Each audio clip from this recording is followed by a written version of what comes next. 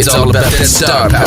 Stay tuned because you know Reec is going to have one of your favorite stars with him today. Stay tuned. And we will not disappoint today, Thursday. Feeling good, feeling great.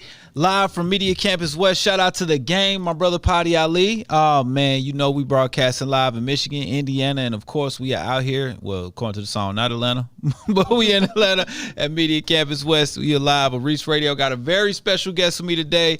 Without further ado, let's go ahead and introduce this lady to the world. Not just the city, baby, the world, Craig. We got Miss Storm in the building. What's up, Miss Lady? Hey, what's happening, Reece? Nothing much, man. You have a long list of accomplishments. God is good. All the time. All the time. Amen. don't start Sunday up here already. I've been working. Gotta give praises and praises due, you know. Yeah, let's go ahead and do this. So what we like to do here is give people their flowers while they can smell them, you know what I'm saying? Give them their diamonds while they can shine them and rock them, you know what I'm saying? So let's read off some of these accomplishments on your biggest intro ever. You ready for that? I'm ready. For the last few years, not 10, it's been, you've been doing your thing. You've been featured or have worked with people like Lil Wayne, Crime Mob, Jay Holiday, Lil Kim, Trina, Bootsy Collins, the king of funk. Legend. The legend. Shout out to Ohio.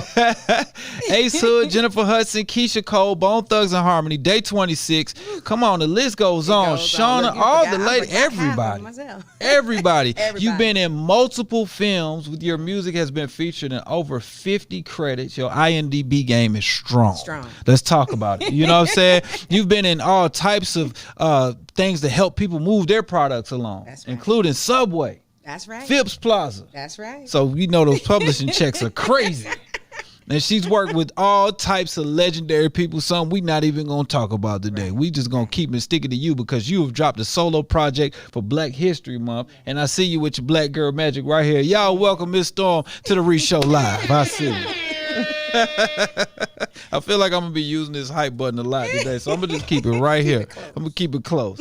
All right, so you dropped this thing, but let's talk a little bit about your history first because you're not new to this. No. You're not new to this. You've been doing this. At what point in your life, like what day did you learn you could sing? Oh, my God. To be honest with you, I used to sing my little heart out in church in my hometown where I'm from. Okay. And everyone used to be like, oh, Shawnna, sing this song, baby, sing this song, And it was just something that I was doing because I was told I had to get up in the morning on Sundays, go to church, or I'm going to get in trouble. So we at church and we going to sing. Yeah. I did the usher board, the singing board. I was, on everything you can do. I was there. Right. And, just hearing that, having that support of the congregation and the people in my family that just always pushed me forward and said, my baby can sing, my niece can sing, my grandbaby can sing, listen to her sing. And then, from that, my career just took flight from singing gospel. I started off singing gospel first. That's where I got my big break from. Gotcha. At 16, I went to a talent show. Kirk Franklin heard me sing, recruited me. I sung with them for a couple of months on tour. Yeah. It was so amazing, like just actually real live, like this is my dream. This is what I'm really doing it as a teenager. Yeah. So it was really dope. And I've been singing for a while. I've been doing music for a while. I see. 16 years old on tour with Kirk Franklin. GP, are you with me? So what did you learn just kind of being on the road with him? He's a very professional guy. Absolutely. So what did you learn from that experience? I know you picked up some jewels. Good question. I picked up a lot of jewels. More or less at that age, I was scared. I was scared. I was unsure of my craft. I was unsure how I was learning. The biggest thing I picked up from working with Kirk Franklin and family and being on that whole gospel tour was how to hone in on my craft, how to practice every day, how to rehearse every day, how to strengthen my vocal cords. That's what I learned. That's I was coming into my talent. I didn't even know what I was capable of doing vocally, until later on in my career. Right. I got you. So you were able to see through example. You saw them that everybody was out there. Let me work on this, work on that, and you were doing teamwork. That's another thing. Big on teamwork. I mean, we have on that particular tour, we had say roughly anywhere from 70 to 100 sopranos, 70 to 100 altos. Yeah. So you talk about teamwork. Yeah. Coming real together teamwork. as one. A unity. So yes, it was. it was a really enlightening situation. That is awesome. Let me hit the hype bell for that. Or 16 years old on tour doing big things. I like it. So when you kind of transitioned to more of the R&B world, what was that transition like for you? Or when did you start to make that shift? I'm gonna be honest with you. While I was going to church and while I was singing with all these gospel legends, I was listening to Cocktails, Too Short, UGK. There you go. You know what that's called? With the Snoop Dogg, Dr. Dre. In my spare time when I had with the with the headphones on. That's when we had the Walkman. Right. You remember the Walkman? Yeah, I remember. Yeah. Let me tell you. You know what that's called? It's called balance. Okay, balance, people. You know what I'm saying? You That's pray, but you curse a little bit. Just a tad now. Don't let me. Don't push me. Right. So all right. So I like to ask people this, especially super talented like you are. What was the first song that you learned to sing? Do you remember the first song that you learned to sing? That was like a song that you liked. Gospel or secular? Secular. You should be getting it. Getting it right. She still know the bop and everything, right? That was my cut when that thing started off. Oh my God. Yes. That was it. That was my cut. Because even though it was hip hop, even though it was talking about, the West whatever Coast it was thing, talking about, it was right? Still positive though. It was a positive song. You should be getting it while the getting is good. Getting it while you can. You should be getting it. Mm-hmm. And I felt that. Right. You did. I hit my song. I'm like, that's right. And they had that funk underline too, man. And I'm from Ohio. We love funk. That's what we do. How is that being from Ohio and working with Bootsy Collins? Oh my God. So the situation with Bootsy Collins, I can't take credit for that. I have a partner in my production company, excuse me, called Ear Candy Productions. I'm the CEO of that production company. I have a partner by the name of April Diller. We call her AD. And she was the one who was actually executing that whole thing. She's the producer. She produces majority of my music. Yeah. And she's the one who orchestrated the whole thing. So I have had a chance to meet him, backstage at we have the Cincinnati festivals and stuff like that. And he's a sweet, super cool dude. But I actually didn't get in the studio with him, but I get the credit because it was production from my production company. That's dope. Let me hit the high bell for that. That's a beautiful thing.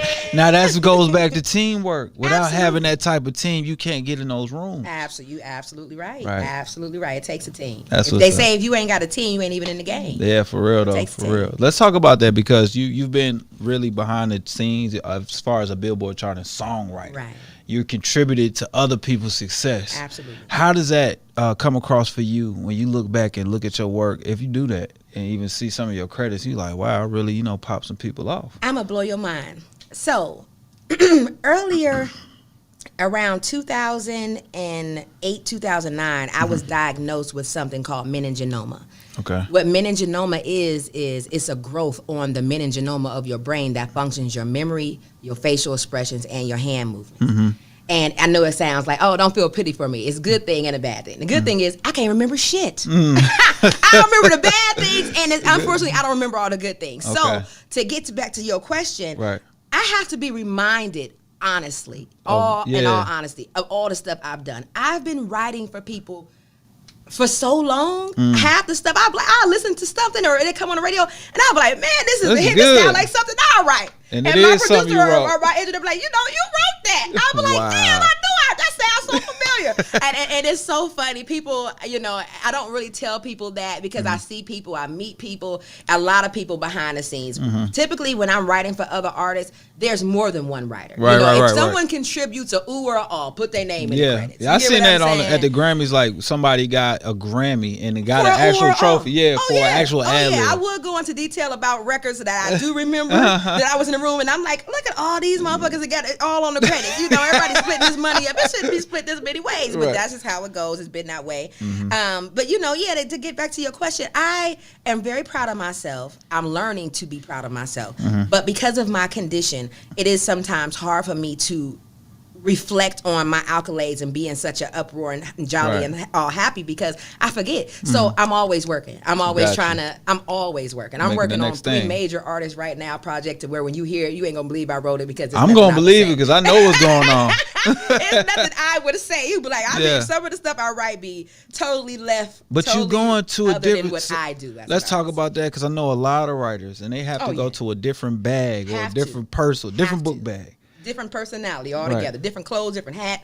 How many Miss Storms are inside you right now? Honestly, I'll say probably about 7. Okay. We got a ratchet one, we got a killer, I'm talking about a killer. She grabbed her nuts and everything. I ain't even gonna lie.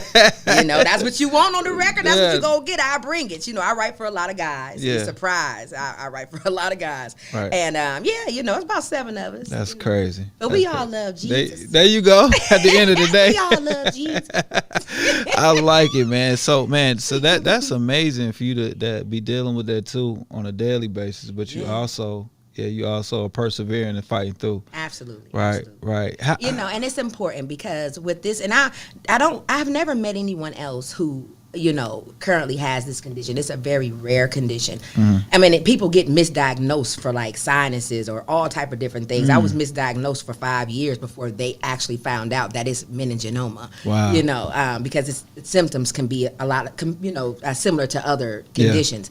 But I live life every day to the fullest. I love on people hard, and that's important to me because once I realize that eventually I might lose my entire sight, I might lose my memory or just, control of things that are important in my career. It makes me go harder. It makes me, share as much as I can, as often as I can. And I just love on people. I live life. I love life. It's special. You got to cherish it because you never know. Things that you get, material things can be taken from you. Yeah.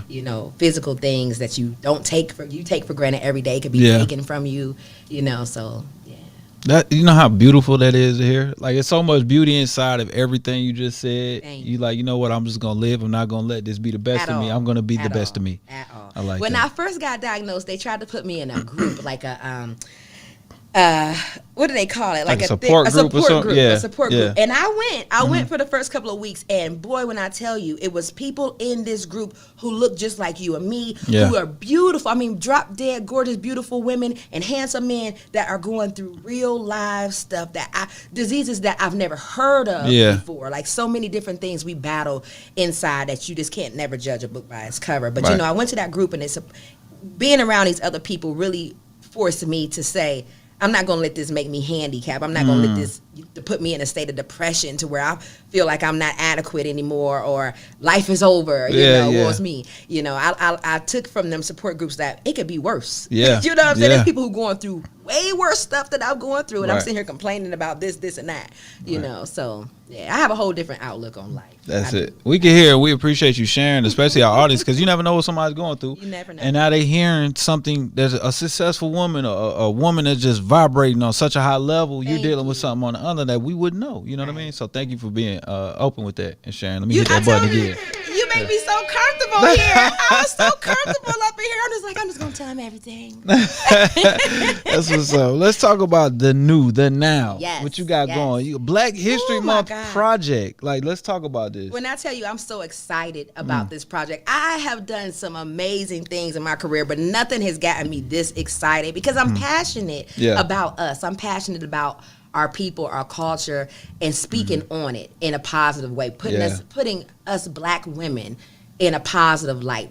I'm not saying that there's anything wrong with any other way, any other artist. No, you're doing it your way right now. Exactly, but I'm doing it my way. And I have a particular way that I want to portray this category of woman. And I'm doing it, and I'm happy, and I'm excited. And this next project, this next single I'm working on right now, when I tell you, I'm about to blow everybody's mind. That's all I can say. Okay. I'm so excited. I can barely excited I'm too. so excited. We're excited too. So I like that. You're talking about a time where we're whitewashing a lot of things. They're covering up a lot of historical moments for Black people. They've been you know what I mean? For right. years. And it's crazy that we're just learning about things like what happened in Tulsa before the bombings, before the riots. We had a whole city that was popping and making millionaires. Even here in Georgia, we had one. Yeah, absolutely.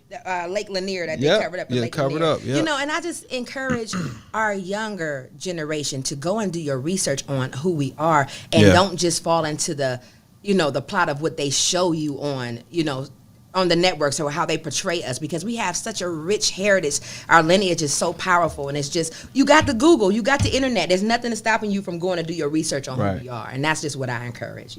Yeah, I love it. That's what I talk about. And we pick up so many things through music that it's awesome that you're putting out this project. So what's gonna be on this project? Because I know we got Quicksand. Yes. But what else is gonna be on this project? Oh my God, my follow-up single is called R-U-N. It's a double entendre. It's called Run. Okay. But it's R-U-N. I got you. And baby, I can't tell I'm big on visuals. Mm-hmm. You know, I'm big on visuals. I think that they tie the story together, especially for the general public, you know, the audience, so they can really see what I'm saying. And the visuals and the song, from the production, from the A to Z, is just so powerful. I'm just so excited. I'm trying to keep still. She's trying to. She's not doing a good job of excited. keeping still, and that's a good thing. I could feel the excitement. I'm so excited. And but yeah, it's piggybacking off of Quicksand.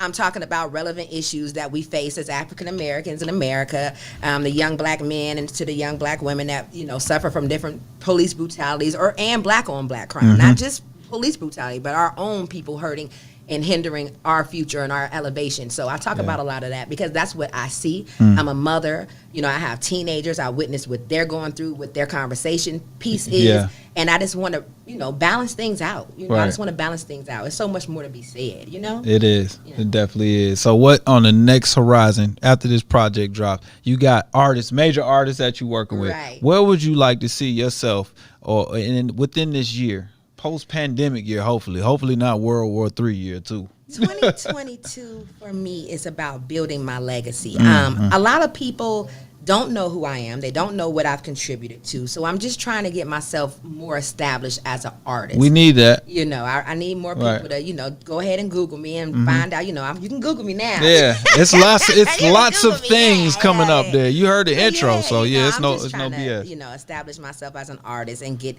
the respect that I have as an artist that I have as a songwriter. Yeah, You know, I don't know if you watched the Kanye West documentary. Not yet. Oh That's my for this God, weekend. it's Yeah. so phenomenal. I'm a diehard Kanye West fan. Okay. Oh, Kanye. Oh yeah, yeah. But College anyway, dropout. Yeah, I got you. But you know, I relate to his story so near and dear because he's a phenomenal producer, and that's what everyone sees him as, Right. or seeing him as a phenomenal producer, and kind of like, you know, he's an artist, yeah, he Right. whatever. And that's how it's been for me. You know, I've had legends tell me, girl, your penmanship is, you know, it's undeniable. Right, You know, I've right. never had anyone ever tell me my penmanship was whack. Right. But I've had people tell me, you're not ready to be an artist yet. You need to be around more hip hop artists. You need to sing a little longer. Yeah. You know, but you can take, so you telling me I can write for your artist, but I can't Be the say artist. myself what Right. I just wrote for your artist? Right. Yeah. So, you It's know, I'm tough. trying to, it has been, you know, and I came out, you know, after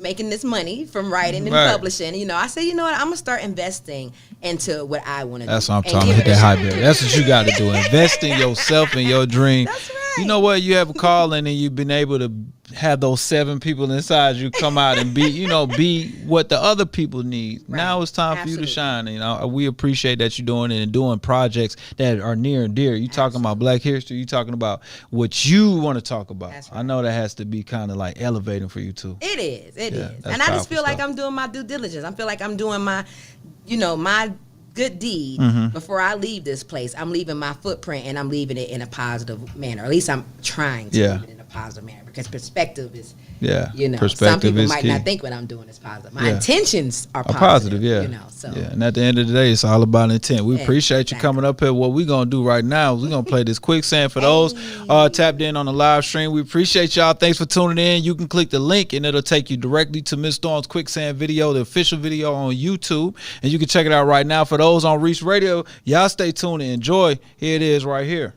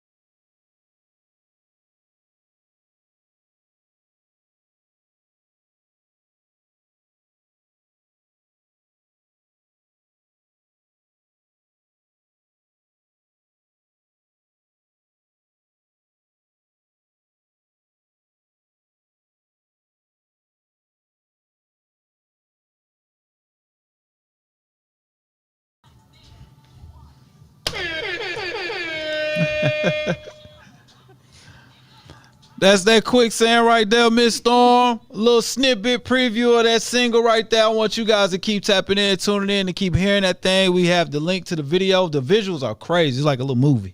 I feel like Spike Lee was behind the scenes doing this little movie. I like it. I love it. Really good stuff. Really good stuff. So want everybody to make sure that they get in touch with you. Tell them where to find you at online. Yes, you can follow me everywhere at the number one, MISSSSTORM. One Miss Storm. There we go. So Miss and then Storm. So we got 3 S's back to back. That's what I'm talking about. All right. Thank you again for joining us here on Reec Radio. Thank you for having me, Reece. I appreciate it. No doubt. We're going to have that quicksand in rotation. Y'all get ready. But until then, we got that mix coming up here. My boy DJ Red Dread on the ones and twos. Don't move. This is Reec Radio.